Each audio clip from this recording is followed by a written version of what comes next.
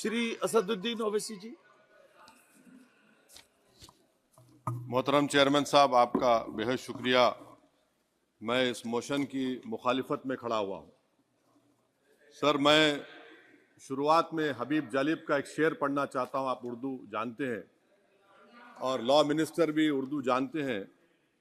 हबीब जालिब ने कहा था कि हुक्मरान हो गए कमीने लोग, खाक में मिल गए नगीने लोग, हर मुहिब वतन जलील हुआ, रात का फासला तवील हुआ, आमिरों के गीत जो गाते रहे वही नामो दाद पाते रहे, रहजनों ने रेजनी की थी, रहजनों ने रेजनी की थी, रहबरों ने भी क्या कमी की थी।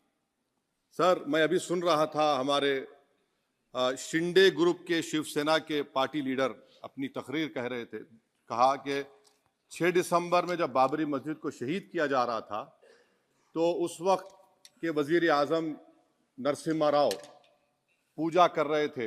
आप ही ने कहा और कहा कि वो डिस्टर्ब नहीं करना।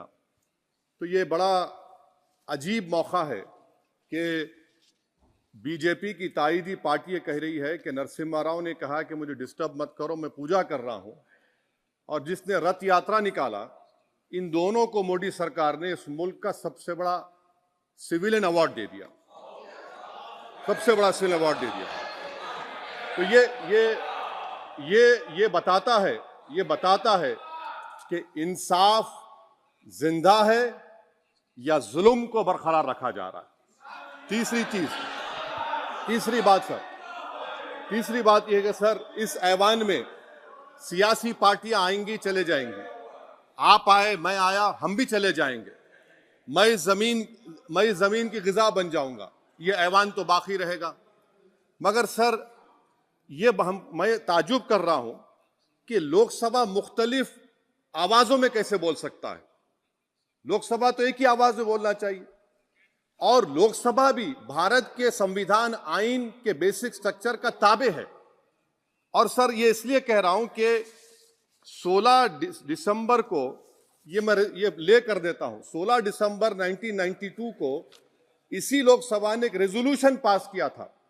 आप इजाजत दीजिए तो मैं पढ़ता हूं सर। दिस हाउस, अच्छा, ये गुलाम नबी उस वक्त के मिनिस्टर थे, आज नहीं है, उनका नाम नहीं लेना चाह रहा था। This house strongly and unequivocally condemns the desecration and demolition of the Babri Masjid at Ayodhya by and at the instigation of forces represented among others by VHP, RSS and the Bajrang Dal, which has caused communal violence in the country. Such act of vandalism was carried out not only in violation of the order of the Supreme Court, but amounted to an attack on the secular foundations of our country. This House expresses anguish at the happenings and wishes to reiterate its resolve that it will ceaselessly endeavor to uphold the secular and democratic traditions of our country and for the maintenance of rule of law. और एक paragraph में नहीं पढ़ूंगा। मैं ताजुब कर रहा हूं कि जब इस ऐवान ने एक रेजोल्यूशन पास किया तो हुकूमत आएगी जाएगी, और हुकूमत ये मोदी हुकूमत जश्न मना रही है जो 6 दिसंबर को हुआ। तो ये एक बात है सर। चौथी बात यह है कि सर, नहीं, 6 दिसंबर के ऊपर कोई जश्न नहीं है। राम मंदिर के निर्माण की जो प्रतिष्ठा हुई है उसको संबोधन कर, और वो सर्वोच्च न्यायालय के द्वारा तथ्यों के आधार पर दिए गए निर्णय के कारण से हुआ है। सर्वोच्च न्यायालय का निर्णय है, तो तथ्यों के आधार पर निर्णय है। वो विषय आपने बोल दिया, ठीक है, ओके। परंतु जो मंदिर का निर्माण है वो नियमानुसार सर्वोच्च न्यायालय के निर्णय से तथ्यों को देख करके। और एक सेकंड, आप इस्लाम के बहुत जानकार हैं, विद्वान हैं वैसे भी, अब कानून के, यदि किसी अन्य धर्म के स्थान पर मस्जिद बनाई जाए तो शायद उसको मान्य नहीं किया जाता। अभी एएसआई ने, सुप्रीम कोर्ट ने स्वीकार किया है कि वहां पर राम मंदिर था। तो इस विषय केवल यह है कि वहां पर राम मंदिर ठीक बना कि नहीं बना, वो विषय हो गया। तो कृपया इस पर यदि आप कुछ बोले तो बोले प्लीज। सर, मैं आपको गलत साबित कर दूंगा सर। और मैंने रुक तो जाइए बड़ी इज्जत के साथ सर, मैं आपकी बड़ी इज्जत करता हूं सर। आपको मैं कोट कर रहा हूं सुप्रीम कोर्ट का जजमेंट, पैराग्राफ 1222 रोमन 17, उसमें लिखा गया है, the destruction of the mosque took place in breach of the order status को and the assurance given to this court, the destruction of the mosque and obliteration of Islamic structure was an egregious violation of the rule of law. Egregious का मतलब जो छोटी मोटी अंग्रेजी में आती है वो क्रिमिनल एक्ट कहा। और सर आपने कहा था कि वहां पर मंदिर को तोड़कर बनाया गया। सर मैं आपके सामने ये तमाम चीजें लेकर दूंगा, सुप्रीम कोर्ट के जजमेंट के पैराग्राफ्स हैं जिसमें सुप्रीम कोर्ट ने एएसआई की रिपोर्ट को नकारा। उन्होंने कहा कि मंदिर को तोड़कर मस्जिद नहीं बनाई गई थी। सुप्रीम कोर्ट ने कहा, ये सुप्रीम कोर्ट ने कहा। अब और मैं रख दूंगा, आप पढ़ लीजिए, आप पढ़ लीजिए। अच्छा सर मैं अपनी तकरीर पर आ जाता हूं, मैं अपनी तकरीर पर आ जाता हूं सर। तो मैं अपनी बात कर देता हूं सर। तो मैं ये पूछना चाह रहा हूं कि क्या मोदी सरकार एक समुदाय, एक मजहब की सरकार है या पूरे देश के मजाहिब को मानने वालों की सरकार है? जिसको नहीं मानते उनकी सरकार है, हमको बता दीजिए। क्या मोदी सरकार सिर्फ एक फिक्र और नजरिया हिंदुत्व की सरकार है? क्या इस देश का, इस गवर्नमेंट ऑफ इंडिया का कोई मजहब है? इस वतन अजीज सबके मजहब को मानता है। सर मेरा मानना है कि इस देश का कोई मजहब नहीं है।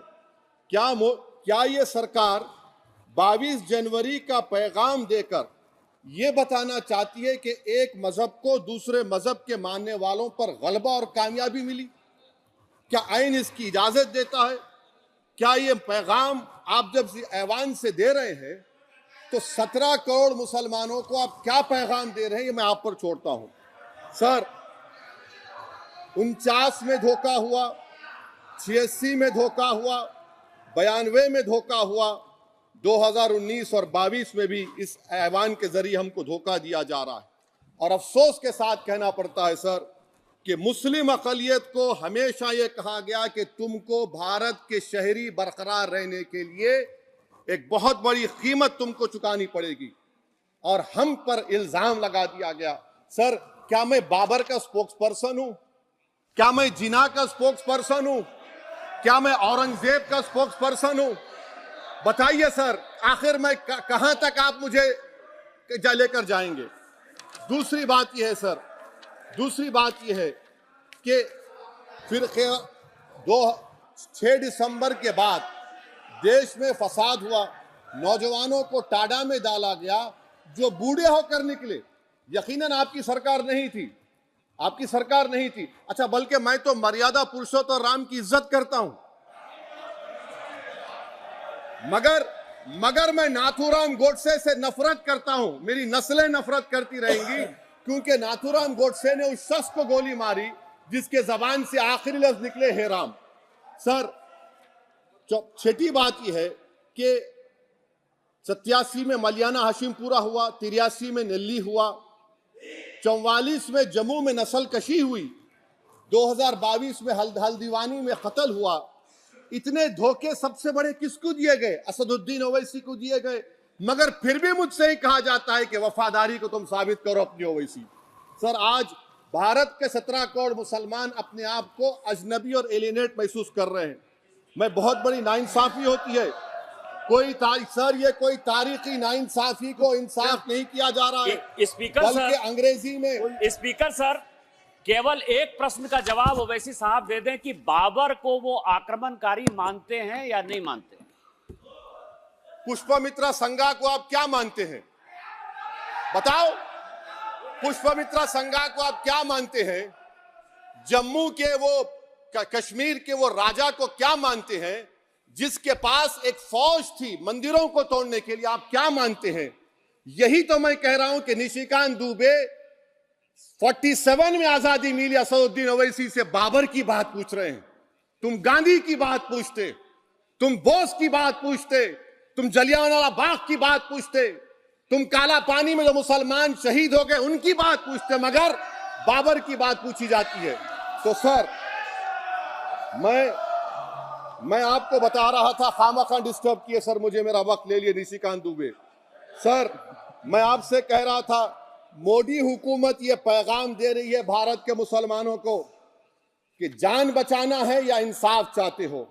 मैं कह रहा हूं मैं भीख नहीं मांगूंगा, मैं इस नंगी तासुब को कबूल नहीं करूंगा। मैं दूसरे दर्जे के शहरी के मौक़िफ़ को कबूल नहीं करूंगा। मैं अपनी शनाख्त को नहीं मिटने दूंगा। अब मैं झूठी और दिल फरेब बातों पर हरगिज भरोसा नहीं करूंगा। मैं वो काम नहीं करूंगा जो बीजेपी और नाम निहाद सेकुलर पार्टियां चाहती हैं। मैं वो काम करूंगा जो आपको पसंद नहीं है, संविधान के दायरे में रहकर। सर, कंक्लूजन में मैं आपको बताना चाहता हूं कि आज इस देश को किसकी जरूरत है। इस देश को अयोध्या में, तारीख शायद नहीं पढ़ते होंगे, मौलाना अमीर अली कौन थे, पुजारी बाबा रामचरण दास कौन थे, अयोध्या के पुजारी थे। दोनों ने मिलकर अंग्रेजों के खिलाफ जंग लड़ी थी और दोनों ने, अंग्रेजों ने इनको गिरफ्तार किया और एक पेड़ पर मौलाना अमीर अली को और पुजारी रामचरण दास को फांसी दे दी गई। देश को इनकी जरूरत है। देश को शंभू प्रसाद, अचन खां, ये राजा देवी बख्श सिंह के फौज में थे, अंग्रेजों से मुकाबला किया, मुसलमान की लाश को जला दिया गया और शंभू प्रसाद को दफना दिया गया। इस देश को यह जरूरत है। देश को बाबा मोदी की जरूरत नहीं है। आज भारत को अयोध्या के मौलाना अमीर अली और रामचरण दास, अचन खान, शंभू खान की जरूरत है।